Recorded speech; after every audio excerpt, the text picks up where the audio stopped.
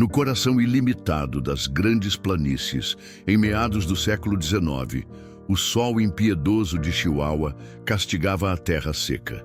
Anaís, uma jovem viúva de apenas 22 anos, mal se aguentava em pé, seus pés inchados e feridos pela longa jornada. Em seus braços, um fardo que era sua única razão de viver. 3 recém-nascidos frágeis, os trigêmeos que haviam chegado ao mundo há poucas semanas, herança de uma promessa de felicidade brutalmente interrompida. Seu marido, um comerciante de lã, havia sido levado pela febre amarela e com ele a pouca segurança que conhecera. A família dele, que nunca a aceitara completamente, a repudiara sem rodeios após a morte do filho, culpando-a por uma infertilidade anterior que milagrosamente se revertera. Eles a chamavam de seca, azarada, uma desgraça para a estirpe. Agora, com 3 bocas para alimentar e sem um tostão, Anaís era apenas um fardo indesejado. Desde criança, Anaís sonhara com uma vida simples, cheia de amor e filhos. Crescera em um pequeno vilarejo perto da fronteira, ouvindo as histórias de sua avó sobre a Virgem de Guadalupe e a força das mulheres mexicanas. Sua beleza, antes elogiada, tornou-se motivo de inveja e, mais tarde, de desconfiança quando a infertilidade se manifestou. Casou-se jovem, com um homem mais velho que, a princípio, parecia bondoso. Mas a pressão por um herdeiro transformou sua casa em um inferno silencioso. As visitas mensais da sogra, repletas de conselhos amargos e remédios caseiros inúteis, eram uma tortura.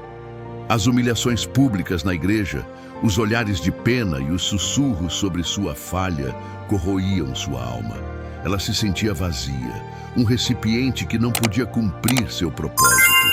A alegria da gravidez, uma bênção inesperada, transformou-se em pavor quando seu marido partiu para sempre. A família dele a jogou para fora da casa, para as ruas empoeiradas, com apenas as roupas do corpo e a promessa de que seus bebês eram filhos do pecado, não da linhagem deles. As irmãs do marido, antes suas confidentes, agora a ignoravam, temendo o estigma que ela trazia. Até mesmo os vizinhos que um dia a chamaram de amiga, agora desviavam o olhar. Anaís, a jovem cheia de vida, estava desolada, humilhada, com o coração em pedaços. Os dias de abandono se arrastaram, cada um mais pesado que o anterior. Ela tentou vender os poucos bordados que sabia fazer, mas suas mãos tremiam de exaustão e desespero. A fome apertava e o choro incessante dos bebês era um lembrete constante de sua incapacidade. Ela se viu forçada a mendigar nas portas das casas que antes a haviam recebido, mas encontrava apenas portas fechadas e olhares de desprezo. A vergonha era uma manta pesada sobre seus ombros. Uma senhora idosa, Dona Helena, a única alma caridosa, ofereceu-lhe um pedaço de pão e um copo de água, mas alertou-a.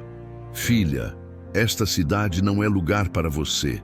Vá para o leste, para as montanhas. Dizem que lá há terras vastas e, quem sabe, compaixão. Com essa pequena esperança, Anaís decidiu fugir. Ela não tinha nada a perder. A decisão foi desesperada, tomada sob o sol escaldante, com a garganta seca e a mente turva de cansaço. Ela sabia que a jornada seria árdua, talvez mortal, mas a ideia de seus filhos morrerem de fome e negligência era insuportável. Ela os apertou contra o peito, sentindo seus pequenos corações baterem, e reuniu todas as suas forças para dar o primeiro passo em direção ao desconhecido. A fuga foi uma provação. Cada passo era uma oração silenciosa, cada gota de suor, uma lágrima.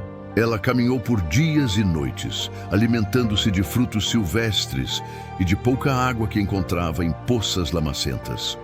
Os trigêmeos, batizados em segredo como Miguel, Sofia e Isabel, eram seu fardo mais precioso, mas também o mais pesado. Eles eram tão pequenos, tão indefesos. A febre os atacou, suas peles quentes sob o toque de sua mão. Anaís cantava canções de ninar em sussurros roucos, balançando-os suavemente enquanto o sol se punha, pintando o céu de tons de laranja e roxo. As noites eram frias e ela os envolvia com seu único xale, sentindo o vento gélido cortar seus ossos. A vida em seu vilarejo, com suas fofocas e rejeições, agora parecia um luxo distante diante da selvageria do deserto. Ela se lembrava das palavras cruéis de sua sogra, Dona Inês, que dizia que ela era como uma planta seca, incapaz de dar frutos. E agora, ironicamente, ela tinha 3, mas a natureza parecia conspirar contra eles. O sofrimento era constante, a dor física e emocional se misturavam em uma sinfonia de agonia. Seus pés estavam em carne viva, as roupas rasgadas, e a esperança diminuía a cada hora que passava. No coração ilimitado das grandes planícies, o cheiro de fumaça e terra seca preenchia o ar. Anaís, exausta, mal conseguia respirar. Os bebês, quietos em seus braços, pareciam ter desistido. A paisagem era vasta e desolada, um mar de capim dourado sob um céu de um azul implacável.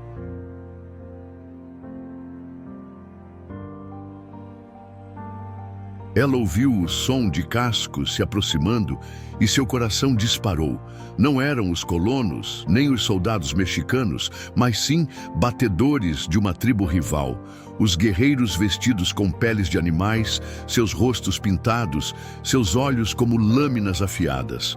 Eles a cercaram, seus olhares famintos e curiosos, varrendo ela e os bebês.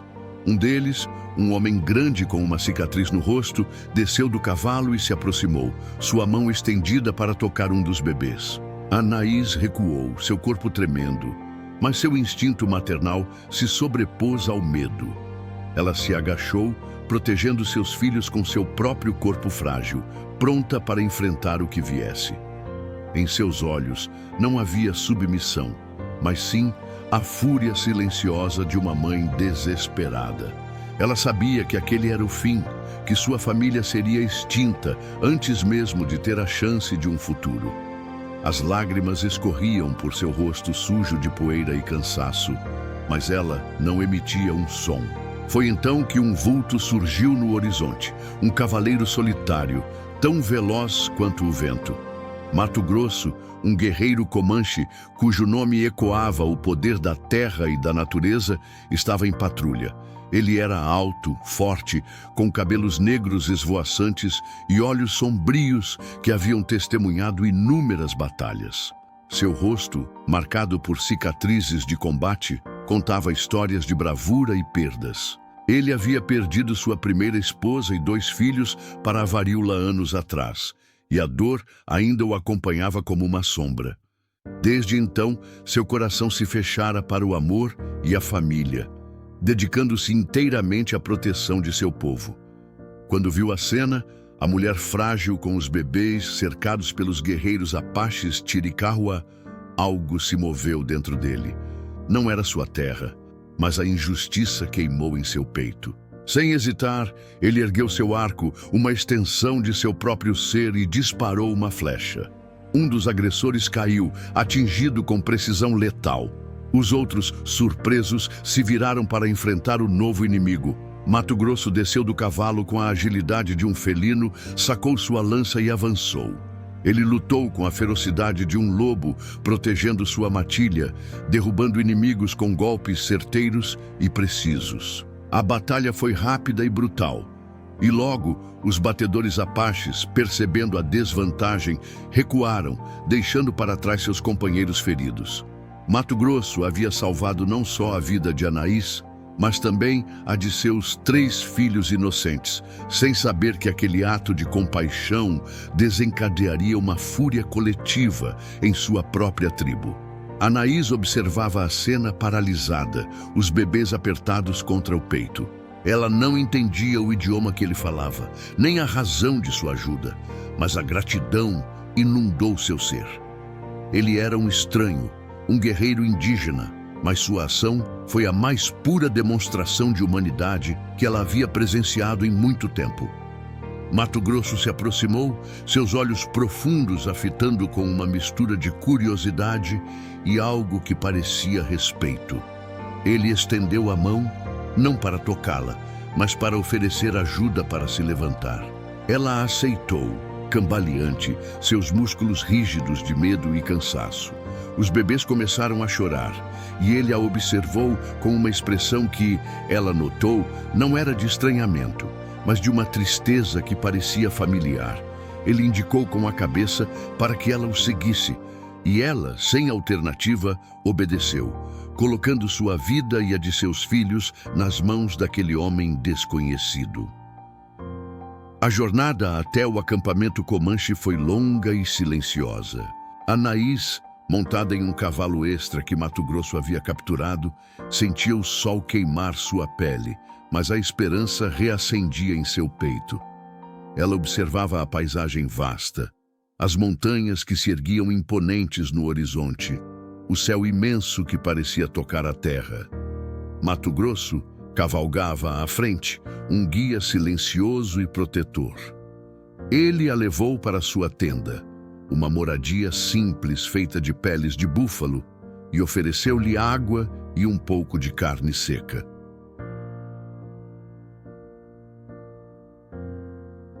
Os bebês, exaustos, adormeceram nos braços dela enquanto ela os amamentava, sentindo o calor de seus pequenos corpos.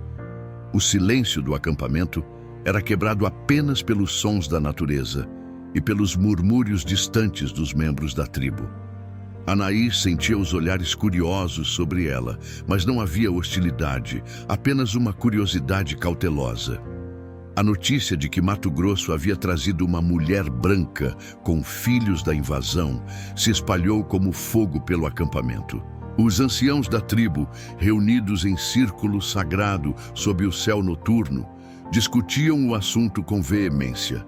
A fúria coletiva, adormecida pelas pressões crescentes dos colonizadores e pela perda de suas terras e tradições, irrompeu em um grito de guerra que ecoou pelos ventos áridos da planície.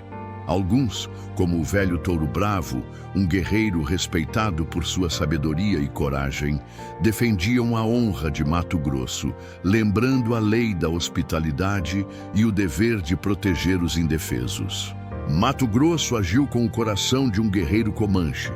Não é culpa dela, nem das crianças, a invasão dos homens brancos, disse ele, sua voz rouca de idade. Mas outros, como o temido Lobo Cinzento, um chefe jovem e impetuoso, viam a presença de Anaís como uma traição. Ela é um sinal dos inimigos. Eles nos roubam a terra, a caça, e agora um de nossos guerreiros traz um deles para o nosso acampamento? É um insulto aos nossos ancestrais, bradou ele, sua voz cheia de ressentimento. Mato Grosso, que havia contado sua versão dos fatos com poucas palavras, permaneceu em silêncio durante a discussão, seus olhos fixos na fogueira, a fumaça subindo em espirais no ar frio da noite.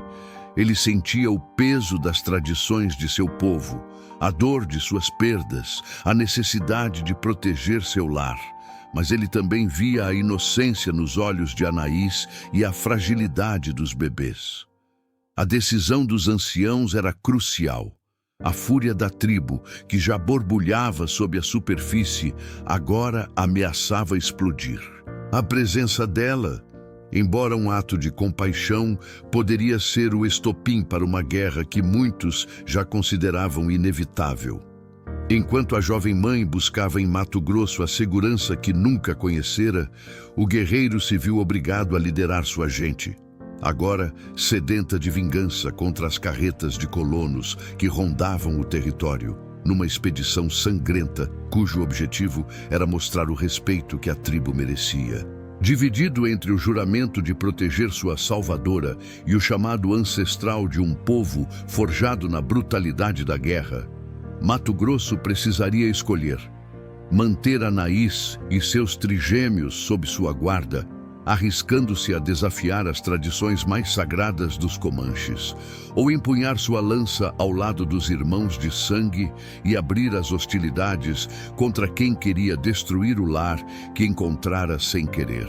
Os dias se transformaram em semanas e Anaís começou a se adaptar à vida no acampamento Comanche.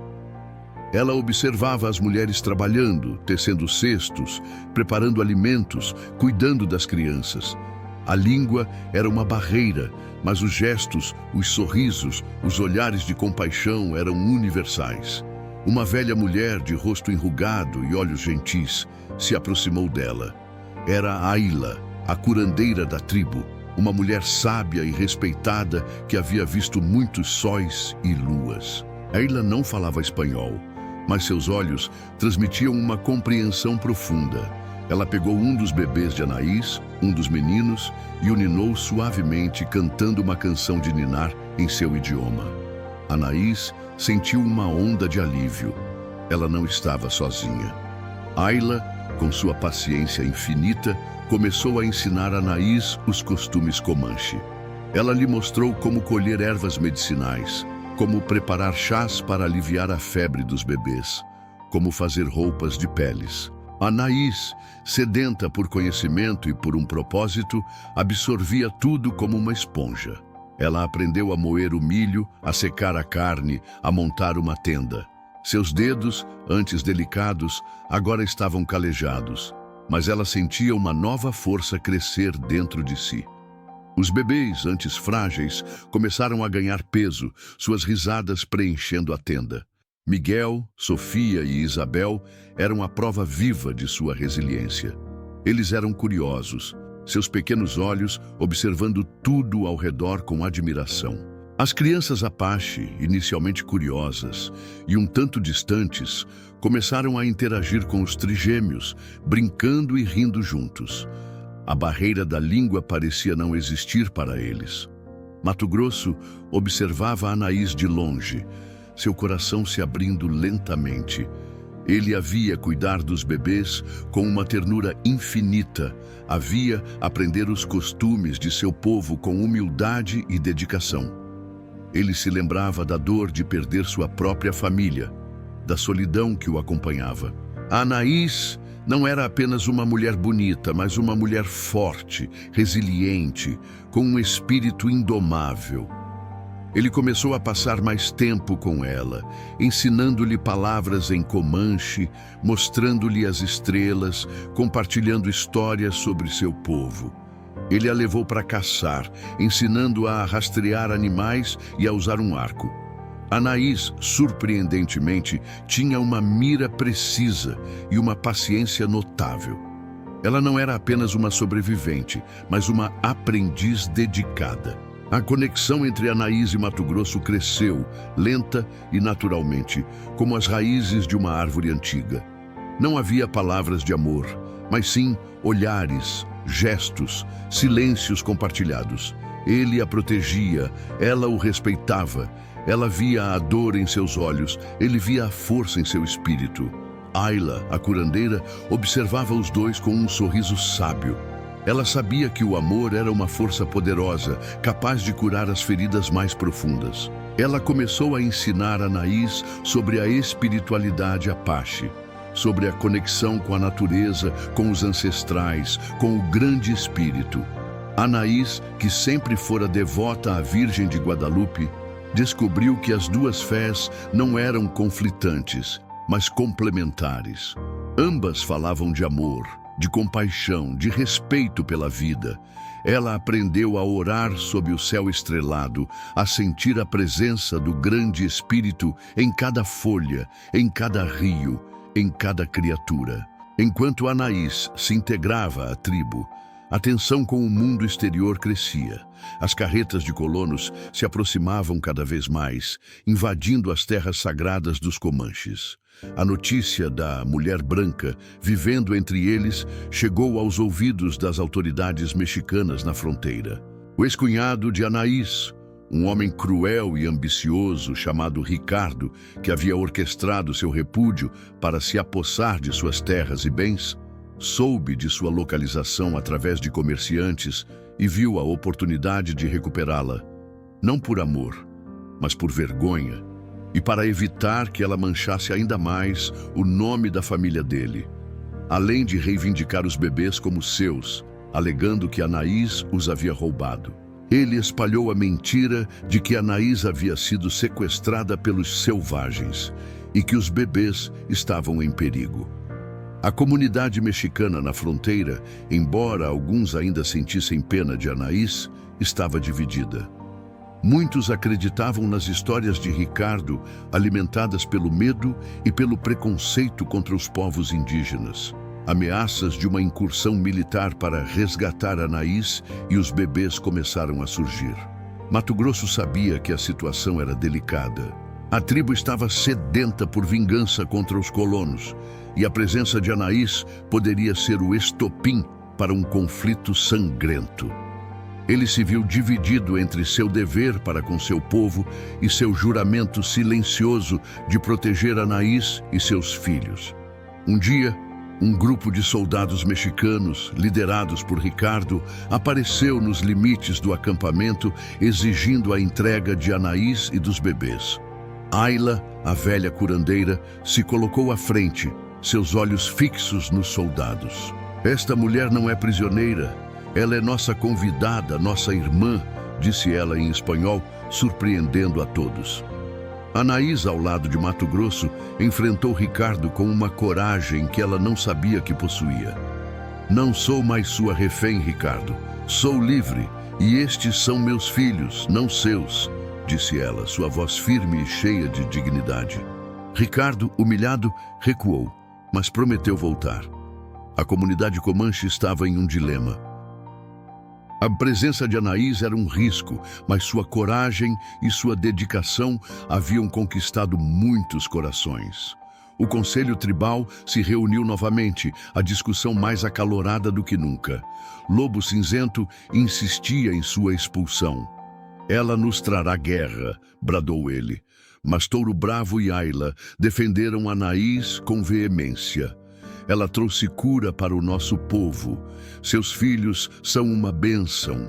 Ela é um sinal de que a paz é possível", disse Ayla. A decisão foi tomada. Anaís e seus filhos poderiam ficar, mas Mato Grosso teria que liderar a expedição contra os colonos. Ele teria que provar sua lealdade à tribo, mesmo que isso significasse se afastar de Anaís por um tempo. A despedida foi dolorosa. Anaís e Mato Grosso se abraçaram em silêncio, a promessa de um futuro incerto pesando sobre eles. Ela sentia medo, mas também uma fé inabalável nele. "Volte para nós", ela sussurrou em espanhol, e ele acenou com a cabeça, seus olhos fixos nos dela. A expedição de Mato Grosso foi sangrenta como previsto. Os Comanches, liderados por ele, atacaram as carretas de colonos que invadiam suas terras.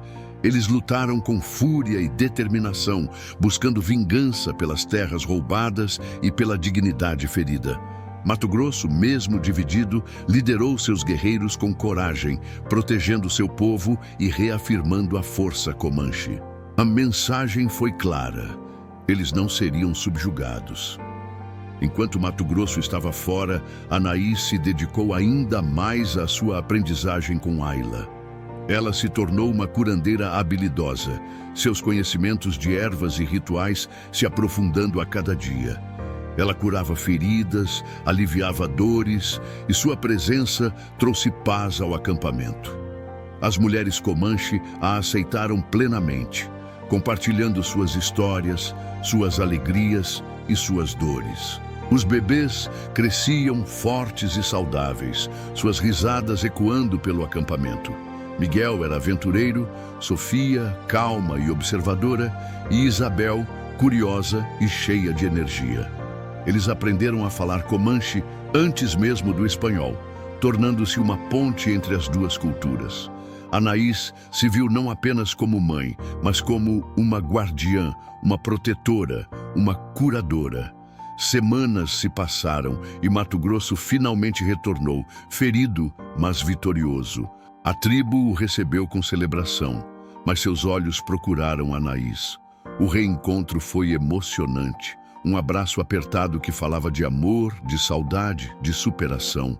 Ele havia cumprido seu dever para com seu povo, e agora era a vez de honrar seu coração.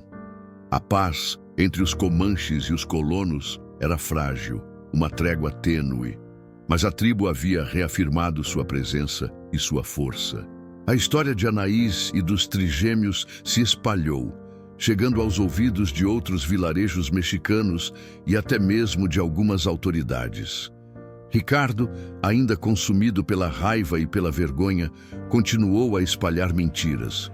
Mas a verdade, como a água que encontra seu caminho, começou a surgir.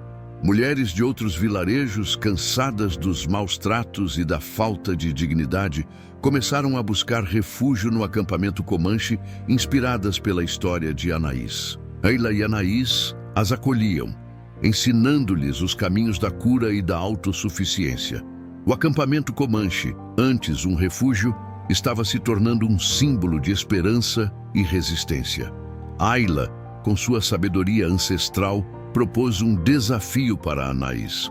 Para ser verdadeiramente aceita, você deve mostrar a todos que seu coração é um só com o nosso povo, disse ela.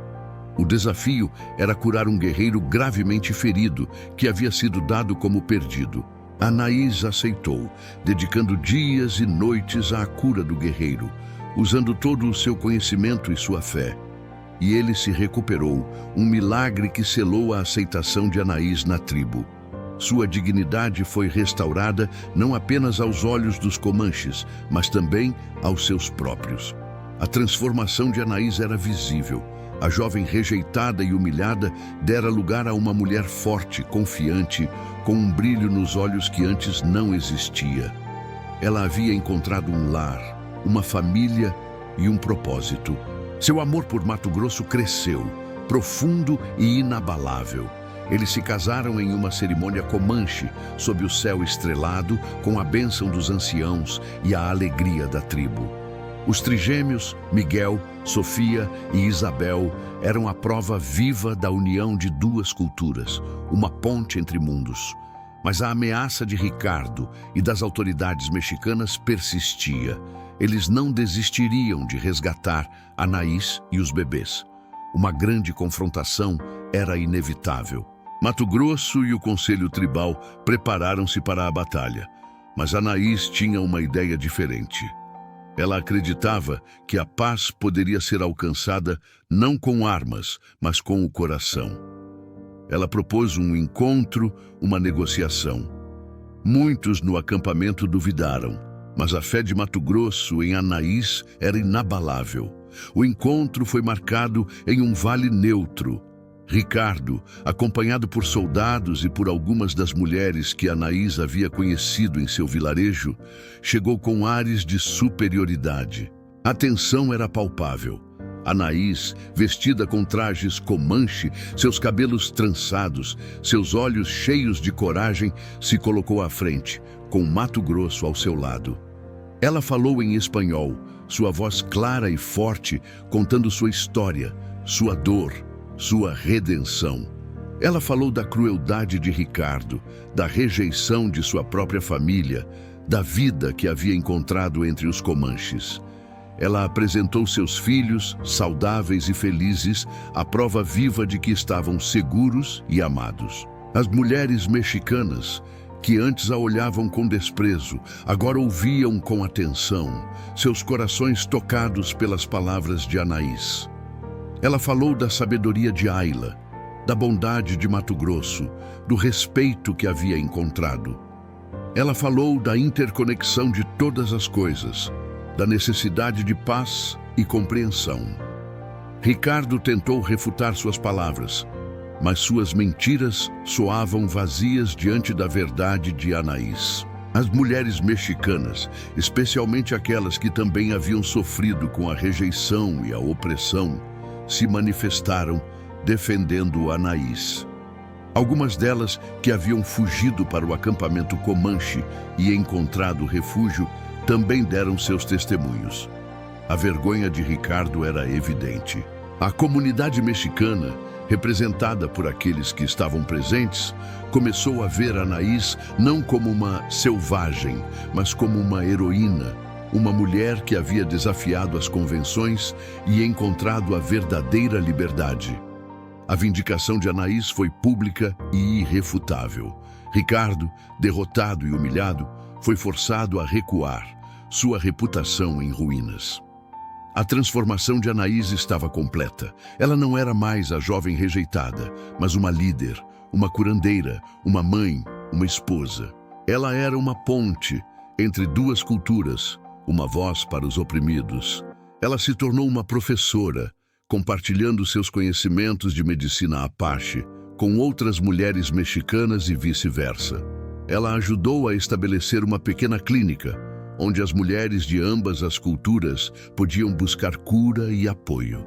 Ela e Mato Grosso trabalharam juntos para construir uma relação de respeito entre os Comanches e alguns dos vilarejos mexicanos vizinhos, promovendo o comércio e o intercâmbio cultural.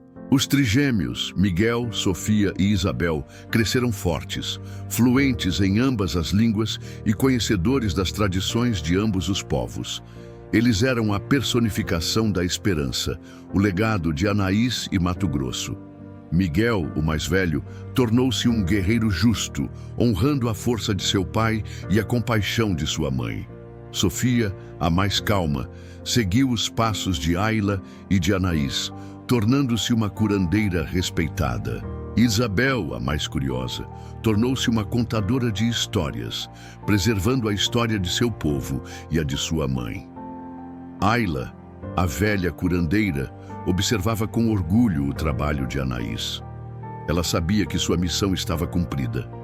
Ayla partiu para sempre com os ancestrais, sua alma se unindo ao grande espírito, mas seu legado de sabedoria e cura continuou através de Anaís. Anaís se tornou a nova curandeira-chefe, a guardiã da sabedoria ancestral Apache e da fé em Guadalupe. Ela treinava novas gerações de curandeiras, ensinando-lhes não apenas sobre ervas e rituais, mas também sobre a importância da compaixão, da dignidade e da coragem. O acampamento Comanche floresceu, tornando-se um refúgio para todos aqueles que buscavam paz, cura e aceitação. A história de Anaís, a mulher mexicana que encontrou redenção entre os Comanches, foi contada e recontada, inspirando gerações. Ela não apenas construiu uma nova vida, mas também ajudou a construir um mundo melhor, onde as diferenças eram celebradas e a humanidade era o elo mais forte. Sua vida foi um testemunho do poder do amor, da resiliência do espírito humano e da capacidade de encontrar a família não pelo sangue, mas pelo coração. A fronteira, antes um lugar de conflito e medo, agora era um lugar de esperança e de pontes construídas entre os povos. A jornada de Anaís foi uma prova de que a dignidade e o amor podem florescer mesmo nas terras mais áridas e que a verdadeira força reside na capacidade de aceitar e ser aceito, de curar e de ser curado, em um ciclo eterno de redenção e transformação. A terra, que antes parecia hostil, agora era seu lar. E o vento, que antes sussurrava tristezas, agora cantava canções de liberdade e paz. Os raios do sol da manhã, que outrora queimavam suas esperanças, agora iluminavam seu caminho, um caminho de amor e união que se estenderia por muitas e muitas gerações. A força da mulher mexicana se encontrava com a sabedoria Apache, criando uma nova tapeçaria de vida, rica em cores e em harmonia, para sempre gravada na memória das planícies.